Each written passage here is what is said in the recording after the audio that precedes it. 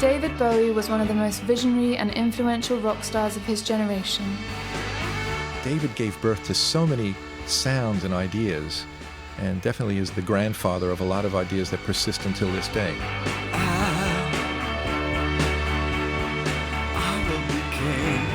His career was marked by continual reinvention and a willingness to explore new influences to further his craft. I guess taking away all the theatrics or the costuming and all the outer layers of what it is, I'm a writer, is what I do. I write. Both musically and visually, his impact on popular music has been seismic. 40 years ago, David released an album that is regarded by many as the most complete work of his career. Just for one day. Heroes was an eclectic mixture of styles which David drew together to create what he described as new musical expressions, heavily influenced by the city in which it was recorded, Berlin.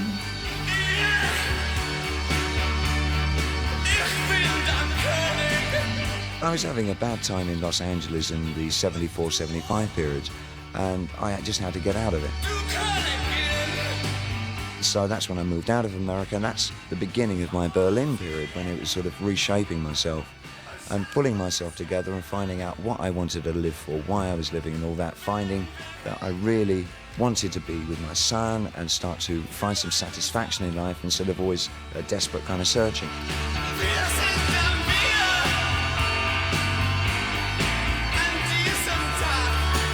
I'm Florence Welsh, and in this World Service documentary, with the help of several people who worked with David on this seminal album, I'll explore the factors that inspired David's artistic vision, the methods involved in creating his masterpiece, and the impact it still has today. Synthesizers were being used as a rock instrument on Heroes, and we could hear that influence in other British groups. I keep hearing echoes of Heroes everywhere. Now, that was a very influential album, and quite flattering that people would want to emulate it. David Bowie has been an important presence in my life for as long as I can remember. I almost feel like he's been a fixture for me, almost like he was like a family member somehow.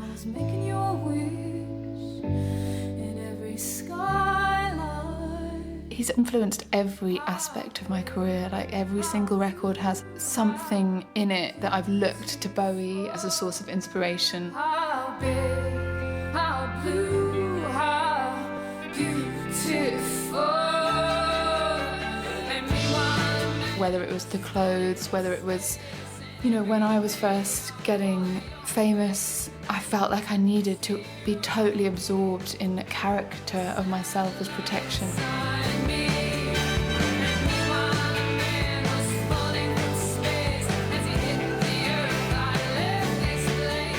Looked a lot to Bowie as to how he created himself.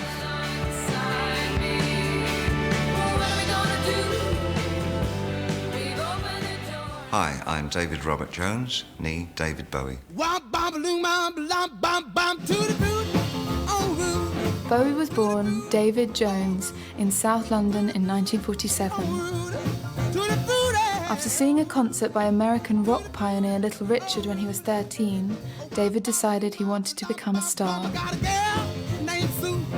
He started learning the saxophone, and when he left school 3 years later, he began earning a living playing in bands. Question time that says I've brought dishonor. My head's bowed in shame, it seems that I've blackened the family name. Over the next 5 years, as he pursued his dreams of stardom, he experimented with several different styles of music, trying to score a hit record. I've gotta pack my bags, leave this home, start walking. Changing his name to David Bowie, he became a mod, a folkie, a hippie, even a mime artist. Through this period of experimentation, he focused heavily on learning how to write songs, as he told the BBC in 2005. I was just writing like there was no tomorrow. I would write often 4 or 5 songs a day. I just couldn't stop. And I didn't really know where any of the writing was going. I was trying everything I could. I wanted to work in every style. I had no loyalty to any particular style. I didn't think that I was natural-born blues singer that grew up in Bromley, you know. I knew I was a writer, a songwriter. A London boy, oh a London boy, your flashy clothes are your pride and joy. So there really was a diversity in all the stuff I was writing. A lot of it was absolute tosh, but some of it was really quite good. I think like the London Boys particularly I like very much. You think you've had a lot of fun. And I had that all set to be part of a musical piece, part of a stage musical. So I had one song in the germ of an idea that never came to fruition. Got it made with the rest of the toys. In 1969, David scored his first hit with the song Space Oddity, recorded during his hippie phase. This is ground control to Major Tom. You've really made the grade. And the papers want to know whose shirts you wear. Then in 1971, his exotic alien alter ego Ziggy Stardust was a founding force in the glam rock scene, and David finally achieved the success he craved. This is Major Tom to ground control. I'm stepping through the door. At the height of Ziggy's popularity, David abruptly dumped his character, moved to America, and inspired by soul and R&B music, recorded the album Young Americans, which he described as plastic soul.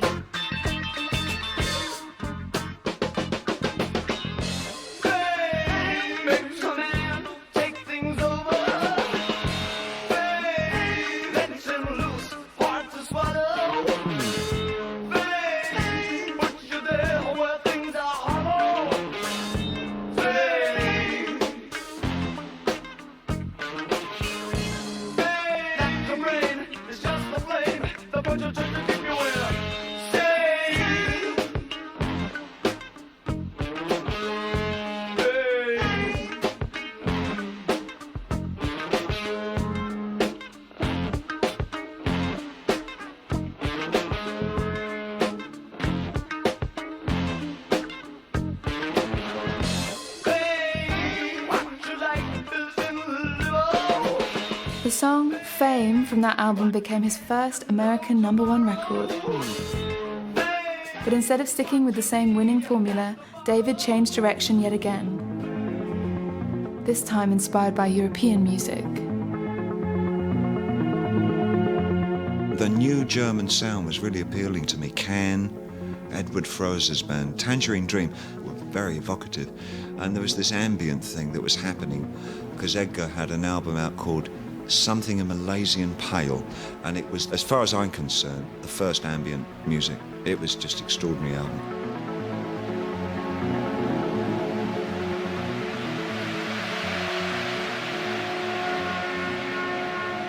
And I tried to apply some of the randomness because I associated with it immediately because of my interest in random sound and what you could do with just random sound. And I utilised a lot of that feeling for especially the title track, Station to Station.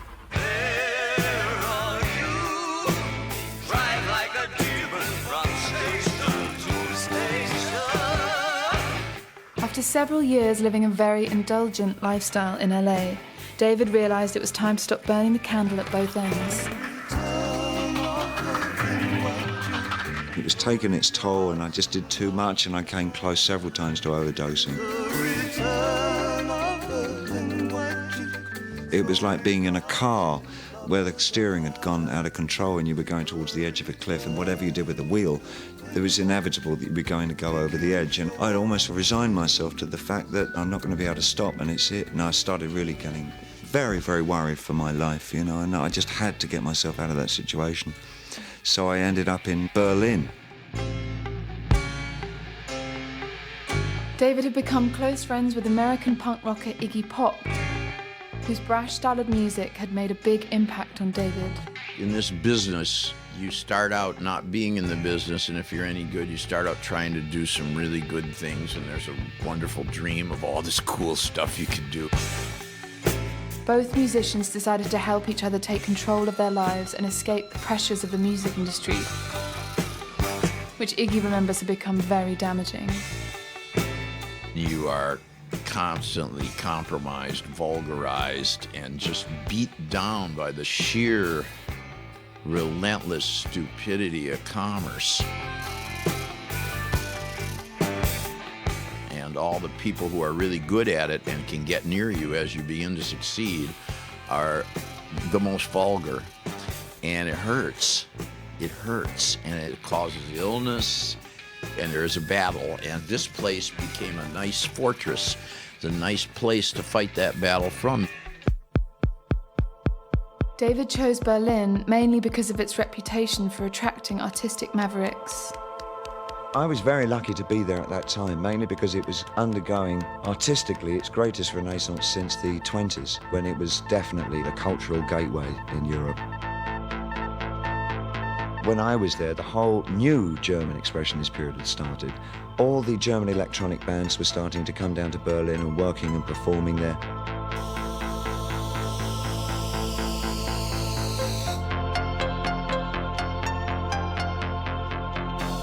It's a strange, singular place, Berlin. After the war, when it became sucked into the middle of East Germany, and it's just an island in the middle of East Germany, all the industry, all big business moved out of Berlin. It just left big factories and warehouses that were empty. So what happened is students and artists moved in. So the whole place became like a workshop. And it was just a wonderful place to be in for that. The most imposing feature of the city at the time was the 96-mile-long concrete wall that ideologically and physically divided West Berlin from communist East Germany. The wall was built in 1961 by the East German government to control immigration and defection after the Second World War. The wall's symbolism provided creative impact, as Iggy Pop remembers. That wall was a little island in the middle of a wonderful sea of communism all around it. And the communism, for all it proved untenable, as I believe capitalism is about to, it still had its points. On the side of a very tall building in East Berlin, they just sketched out a giant neon milk bottle, and it just said, "Drink milk." You can't argue with that,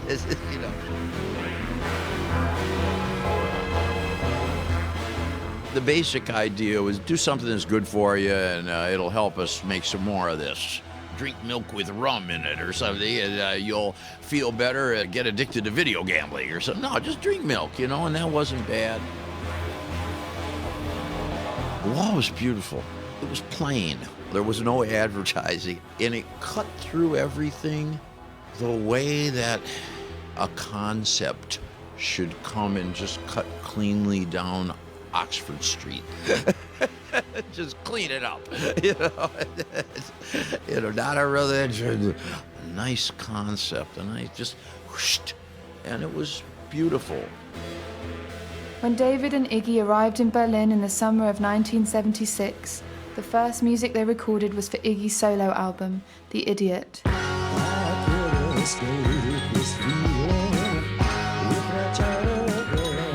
And during breaks from the studio, they explored the city, enjoying the fact that no one knew who they were. In Berlin, you had a city that was built to hold millions of people.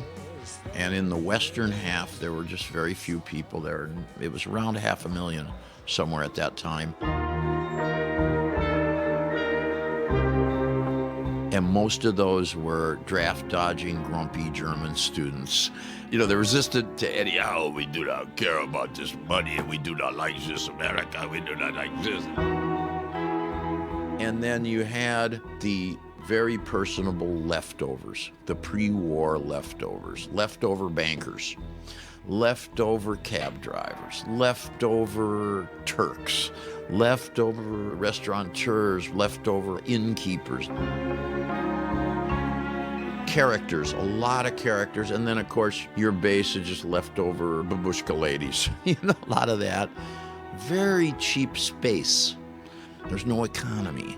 This was all being propped up artificially by political pressures of the time, and that's what made it interesting.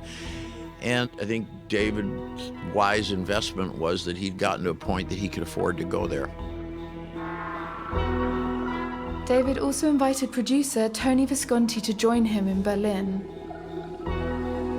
Tony had first worked with David in London in 1969, then produced David's breakthrough album, The Man Who Sold the World, in 1970, and joined him again for Young Americans in 1975.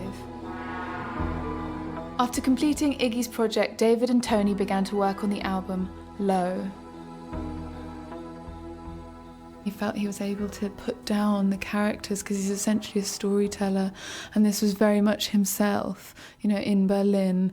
It was almost like I really understood that sense of a low, to use the word low, like you've been taken so low that you have to strip everything back to the core of who you are. Well, Low was all about getting clean. He was actually in a good space, except that he had almost no money. He was getting divorced from more lawyers than wives, but he was actually getting divorced from his wife too.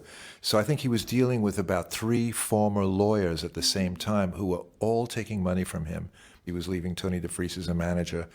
And Lowe had a lot to do with that as well, you know, actually putting him in this place where he was trying to make the album, and once a week he would go to Paris. So it was very difficult to keep his mind on the album when he was going to Paris once a week to have a legal meeting with his new lawyers, who eventually were going to be his ex-lawyers in a very, very short time. So it was a horrible time for him. Although not musically involved in the recording, Iggy was often in the studio. One way I was able to be a service artistically to some of David's albums at the time was he would practice around the studios on me.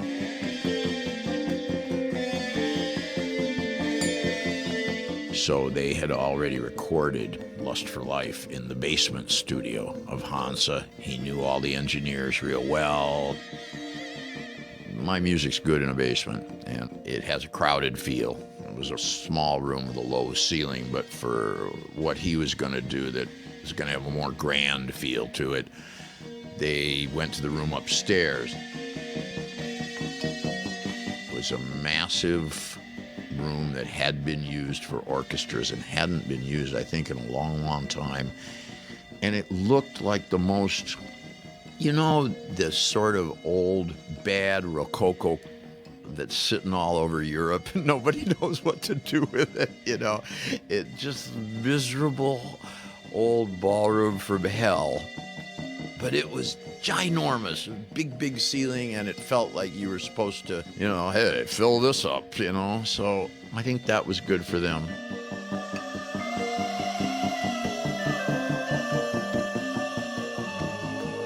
David also brought in British avant-garde artist Brian Eno, who shared David's love of the city and the thrill of artistic experimentation.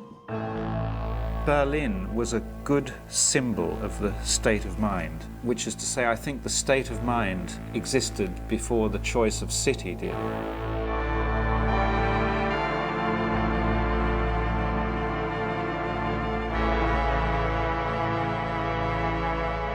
Berlin at that time was this peculiar juncture between two cultures, and in a sense that we were quite consciously trying to fuse two cultures. Now, it wasn't communism and capitalism that we were trying to fuse, it was something like low art and high art. Low art including all the things that David had been working with, you know, funk musicians, all that sort of stuff that even among European pop musicians, you weren't really supposed to be interested in that. That was black people's music, good for dancing, you know, but you couldn't take it seriously. Well, Bowie did, and brilliantly, I think. On Station to Station, he'd already made what I still think is one of the great black music albums, actually. So he'd already made that sort of synthesis between white, glam, arty rock and urban New York black music. So the synthesis that we then went on to make together was between the sort of background I came from, which was avant-garde tinted ambient landscape sensibility with a lot of attention to creating new sonic worlds. The cultural history of Berlin had always appealed to David, and he was energized by the city's political divisions. I like the idea of the wall, because at that time I felt it was always necessary to be in a place where there was tension. And you couldn't find a place with more tension than living in West Berlin. And there was the factional elements within, both musically and artistically, it was really happening. I mean, all the neo-expressionists were starting up. You know, that whole movement was going in the late 70s. Also, there was a very strong socialist left-wing element there that gave it a kind of this anarchistic... It was just a tremendous place to be.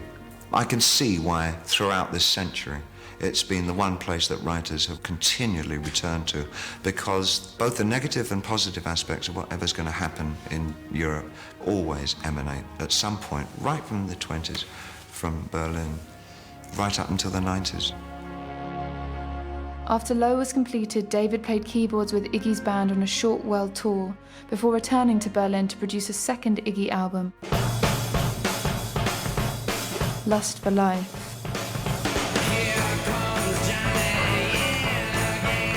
Although David's management and recording company were both dismayed by the music David was producing because they thought it was too esoteric, Brian Eno was impressed with David's willingness to try new ideas.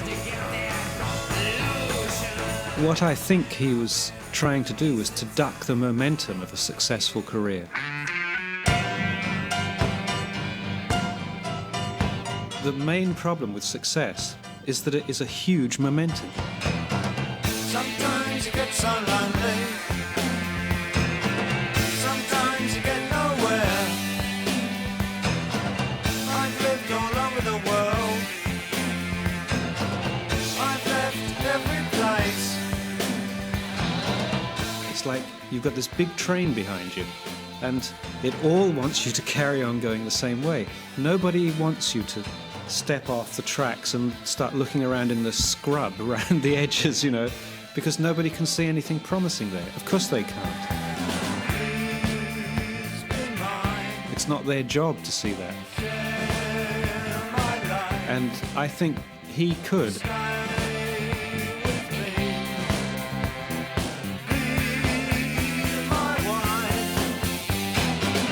Sometimes you get so lonely.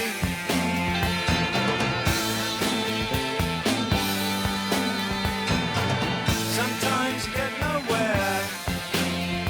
After the news, I'll examine the unique and innovative theories about random selection that David Bowie and his team experimented with while writing and recording his 1977 album, Heroes, with me, Florence Welsh. You're listening to the BBC World Service. The news is in a couple of minutes. What if you could change the lives of women around the world with one great idea? It's not about being gorgeous or not, it's about being this beautiful force of nature. Sometimes the smallest ideas can make the biggest difference. The bindi is a traditional form of beauty, and almost every woman wears one in India. And we asked ourselves the question, what more can a bindi do? Could it actually save lives? This October, join our challenge as we design and develop ways to smash through the glass ceiling, rewrite female illiteracy, shine a light on street harassment, and tackle sexism in sport. We're taking the streets, we're taking the social networks, we're using the voice to say this has to happen. Everyday problems faced by women and solved by women. The message is we're free and we can make things change. The BBC's 100 Women Challenge. On radio, on TV, and at bbcworldservice.com/100women. After the BBC World Service news, join me, Florence Welsh, as I continue with the Heroes' 40th anniversary. The idea of mixtures has always been something that I found absolutely fascinating, using the wrong pieces of information and putting them together and finding a third piece of information. Not very much of what I've ever done has been conscious. Everything that I've done has been gut reaction. So join me in 2 minutes for the Heroes' 40th anniversary. BBC News. Tens of thousands of Spaniards have demonstrated in one of Madrid's main squares in support of national unity.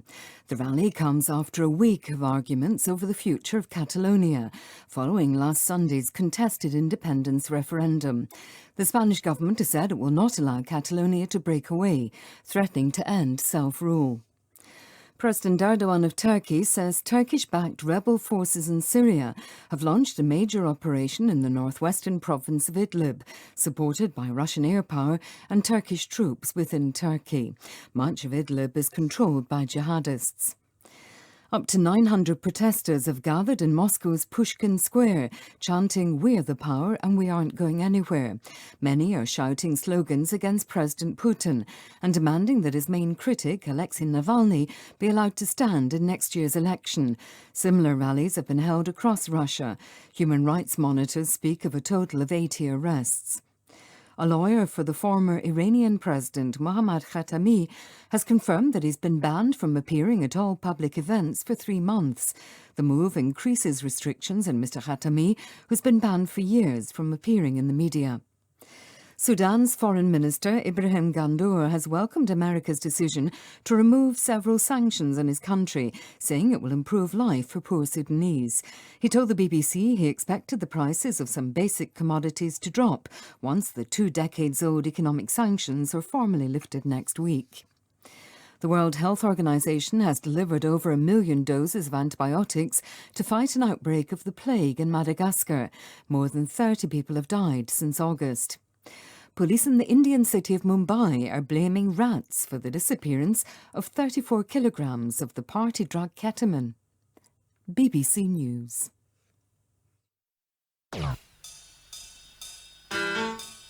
I was starting to use the studio itself as an instrument. Little accidents would happen with the notes and things would go wrong. The note sounded so good wrong that I'd make 4 instruments play the same wrong note, and then it sounds like an arrangement, and it becomes an integral part of the composition. I'll just play F, G, and E and see what happens, and I play those 3, and then I would give myself a fixed rule, and I would have to work around that.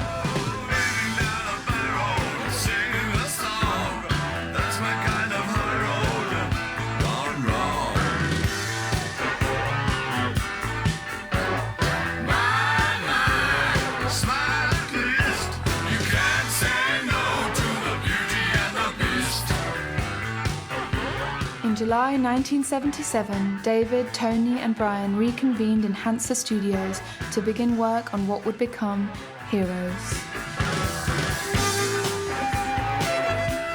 I heard you recorded a lot of the street sounds, so the energy of the city is there in lots of different layers. Yes, it is. And we had a few visitors come to the studio, but we recorded the album in the shadow of the wall.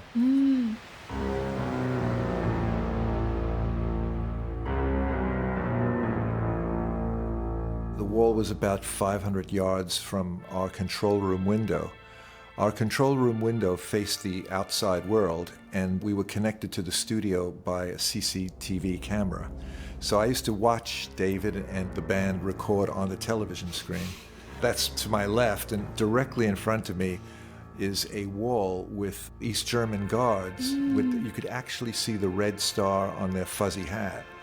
And they had these huge binoculars, which were like, trash cans. They were so big.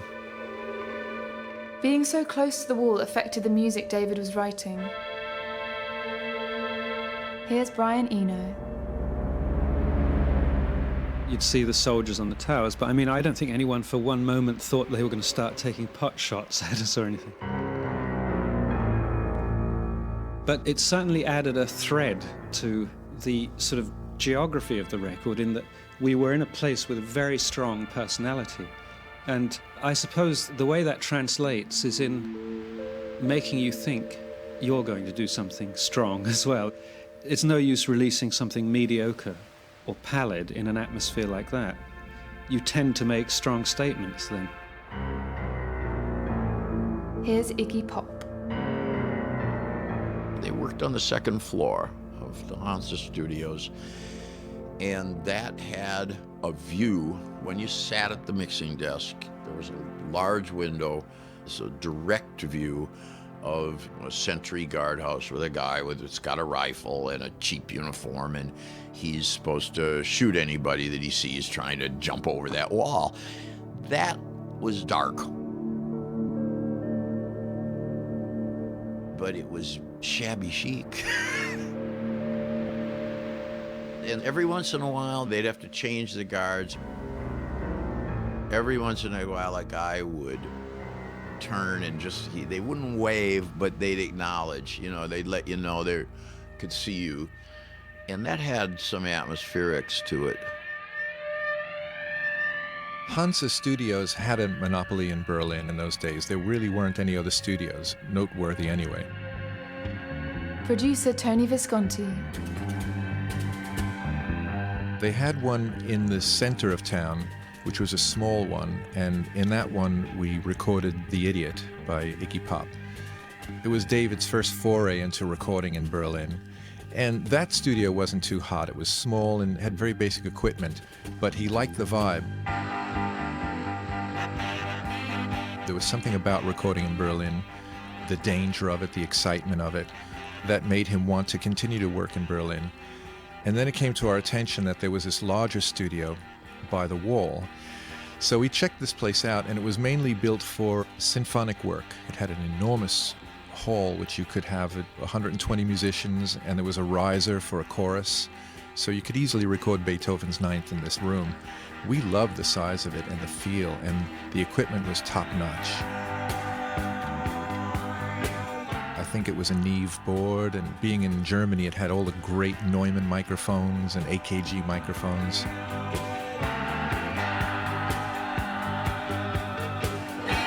Plus the height of the ceiling. I mean, you just went into that room and you clapped your hands and you heard this beautiful reverberation, which made me feel like, oh, we just had to get a rock band in this room. So we fell in love with that space, and we had recorded Low a couple of years earlier in France, and that studio was kind of on its way out. It was decaying at a rapid pace. We knew we would never, ever go back to the honky chateau. Low was mixed in Berlin. That's how we discovered Hansa Studios. So we set about setting up this room. He always had a core to the band, which was Dennis Davis on drums, one of the best drummers I have ever worked with, Carlos Alomar on guitar, and George Murray on bass. They had been with him more or less since Young Americans, and David took them on the road, so they were the core of the band.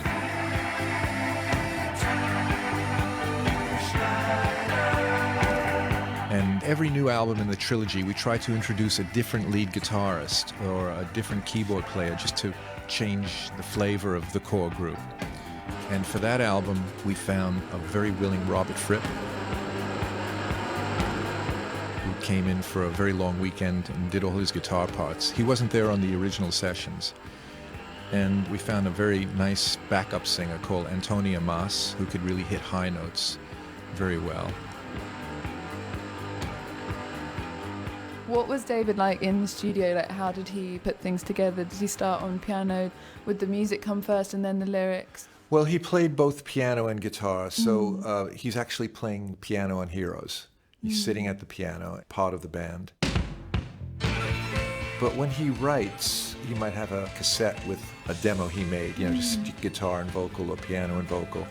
And we'd all sit around with blank sheets of paper and write out the chord changes.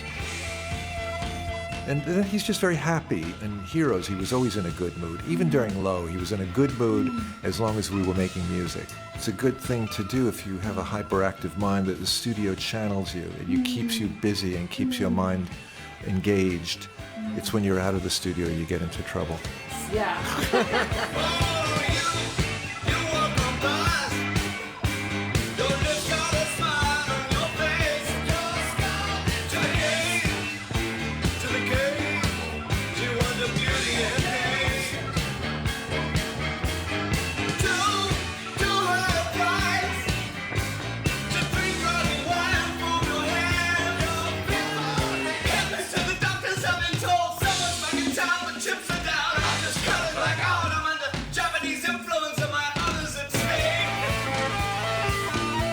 When there's grim, I ain't suffocating.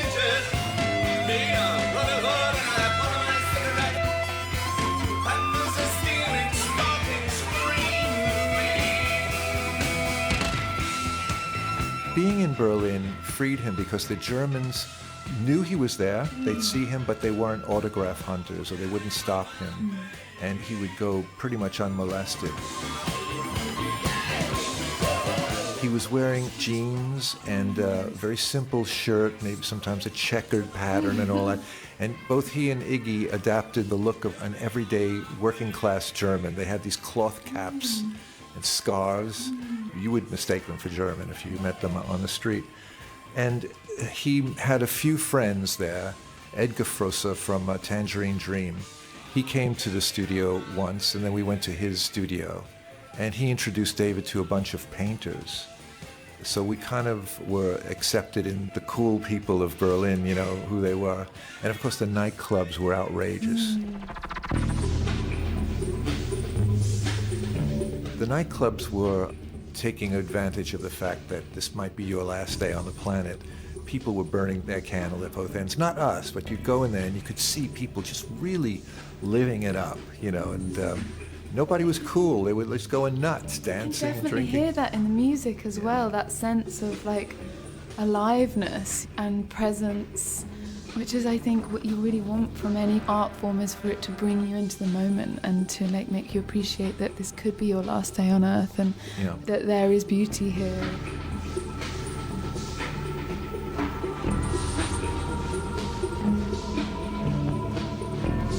For David, it was important that Brian kept pushing him to experiment. At that time, I wasn't, well, still now really, I wasn't really a musician in the sense of someone who went in and played things. What I always did in the studio, and what I still do now, is to go in and try to think about the music and to sit back from it and say, well, what is this music? Where is it located? What's its form? What could its form be? I certainly know one of the things I did on that record, which I think was important, was to encourage him. Now, that seems like quite a straightforward thing, but now here he was coming up with these strange, short and long pieces of music, pieces that had original forms and structures. And the first thing I wanted to say was, leave the forms as strange as they are. That's what I think I do when I work with people. I generally encourage them to be different if I can.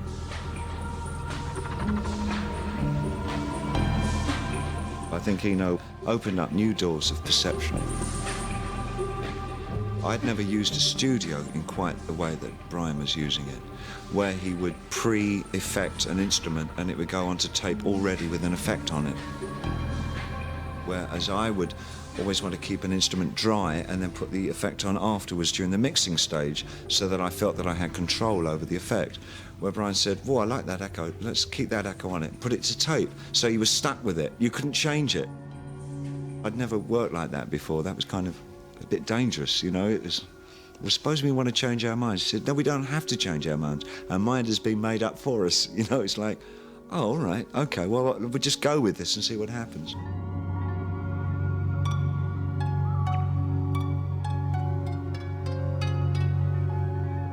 And then we would devise systems where I would put down a piano part, say, and then take the faders down so that you could only hear the drums, and he knew only what key it was in. Then he would come in and put an alternative piece in, not hearing my part, but knowing what the key was. And then we leapfrog with each other, not hearing each other's parts, and at the end of the day, put all the parts up and see what happened, see what it was like. So, oh, parts 3, 7, and 5 sound great. So we took all the rest down. We just had fader 3, 5, and 7, and that would become the basis for that song.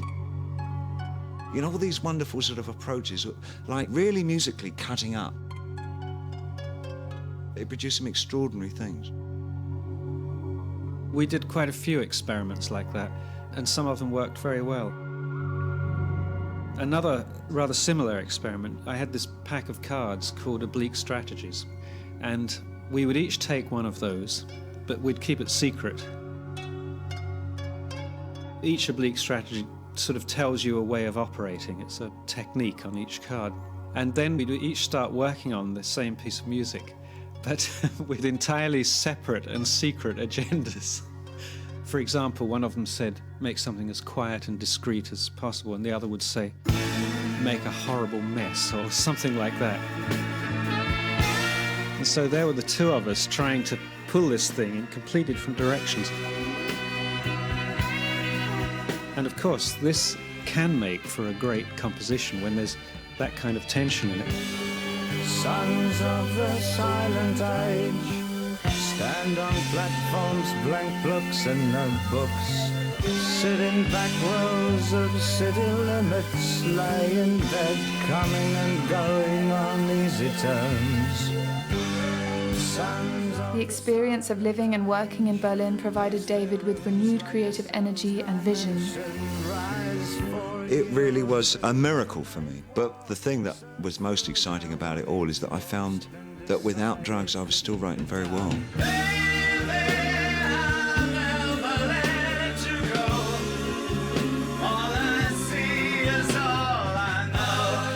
That was probably the most rejuvenating aspects of it all, is that you don't need to get stoned out of your gourd to write well.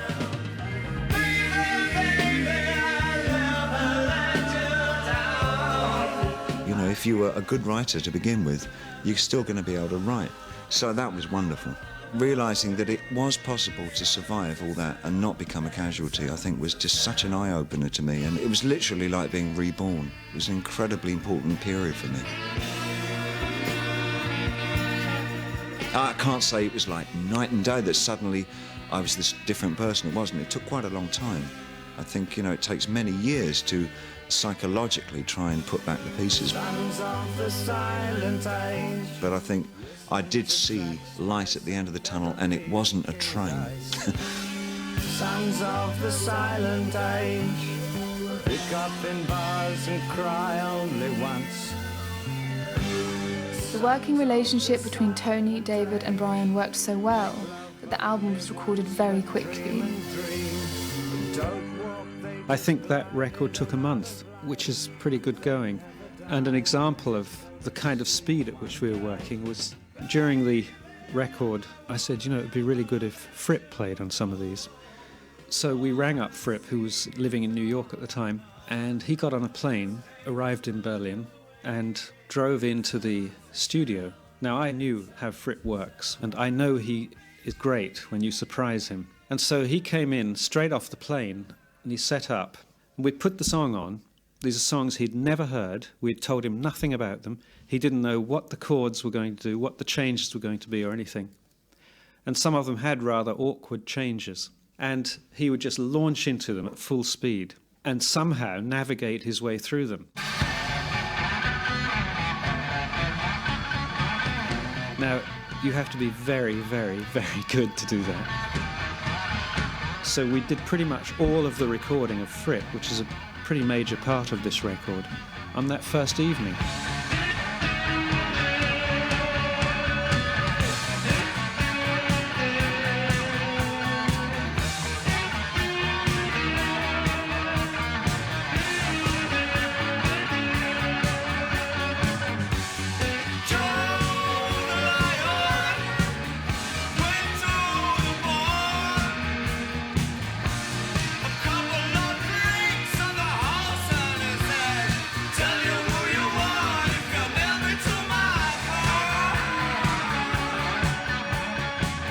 The creative relationship among the team working on the album was built on a mutual respect for each other's artistic vision.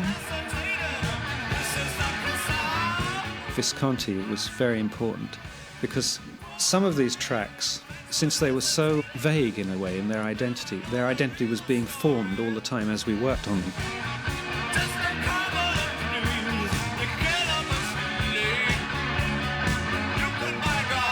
And in the course of their evolution, all sorts of junk went on the tape, because for a while it would take on this other identity, but then it would go back that way or something. But these little leftover pieces would still be on the tape.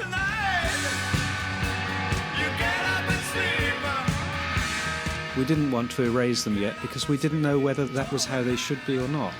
So there are all these sort of vestigial performances on the tape.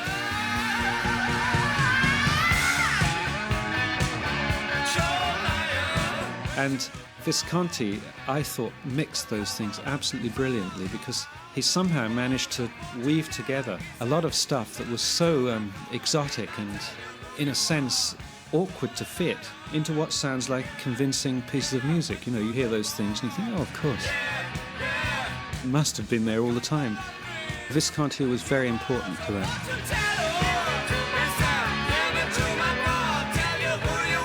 In fact, I always feel rather bad that I think I get more credit than I should in relation to him, because I think Visconti was very important.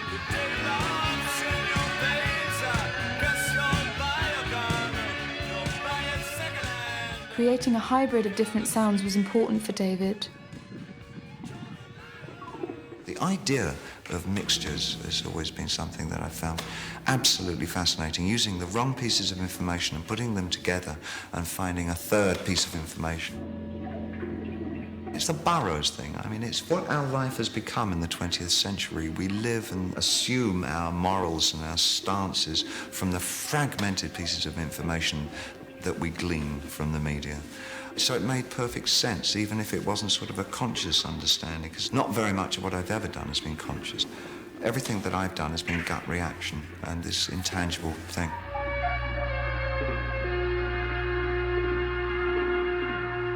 In keeping with David's plan to draw on a myriad of experiences, the lyrics for the title track were collated from several different sources. Has anyone told you about the stamp? All right. This is kind of like Aladdin's lamp. It's for David Bowie. Singer Iggy Pop. In Berlin, because of the loss of life and general displacement after the war, there were an extraordinary number of junk/antique shops filled with all manner of detritus of German life. Somehow, through somebody, David came into possession of a stamp collector's book depicting German life of the 30s in a sort of an idyllic manner. And one of these stamps depicted two young, blonde-haired men standing together, naked torsos, muscular, gazing out over a valley. One of them held his hand forward as if to describe the scene to the other or describe what they might want to do in that valley. And it may have been named Die Helden, or the heroes. And he painted a large canvas from that image. And I've always had the feeling that that image may have prompted the song.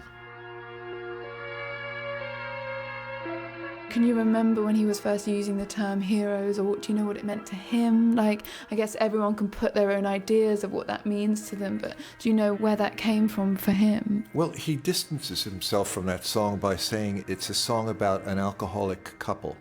Wow. And that the concept of it is that despite having a weakness, having an addiction, and being not perfect, which pretty much describes every human being, you know, being not perfect, but you can strive to be a hero. We can be heroes just for one day.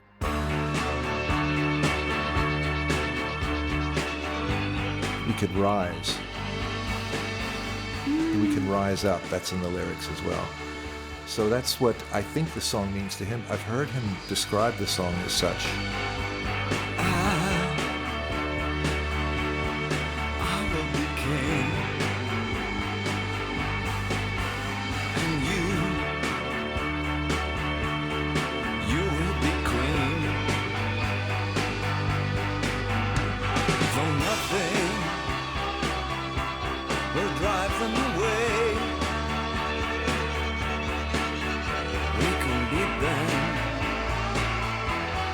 Just for one day, we can be heroes. Just for one day. When it was just a piano piece, it really didn't say anything much to me. Fripp's plaintive guitar cry that went through it really triggered off something emotive in me, and it was a song of triumph. And it was like, I've been a real idiot some of my life and put myself in ridiculously dangerous situations psychologically, you know, and I seem to have been getting through it. And that became part and parcel of that song, is that, you know, you can overcome some incredible odds. Yes, we're lovers. That is that. For nothing nothing will keep us together. We can beat them forever and ever. Oh, we can be heroes just for one day. David was sitting there one day and he says, I think I'm going to work on that Heroes track. And I remember distinctly in the studio there was Coco Schwab, our engineer Edu Meyer, and the backing singer Antonia Maas. And he said, I'm going to listen to it over and over again and see if I can come up with some lyrics.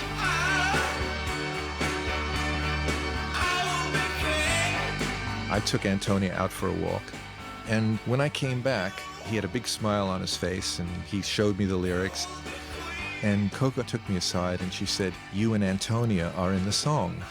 And I go, what do you mean? She says, well, David was looking out the window and we saw you sneak a little kiss when you were standing by the Berlin Wall over there.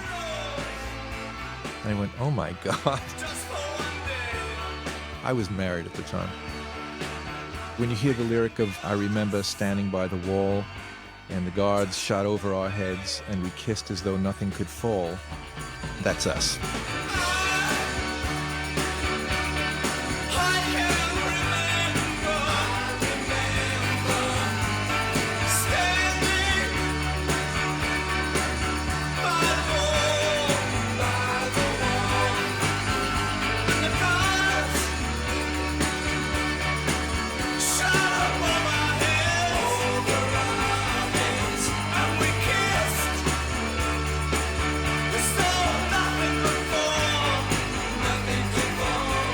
David's music challenged and changed people, and the Heroes album contained some of the most visionary work of his career, influencing several generations of musicians, producers and artists, and its unique inventiveness and power will continue to inspire many more to come.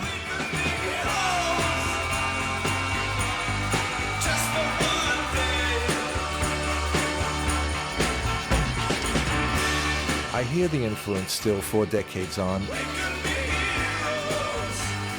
And the fact that everyone seems to want to do a cover of Heroes. So that alone shows you how great the song was. I must have heard at least 50 versions of Heroes.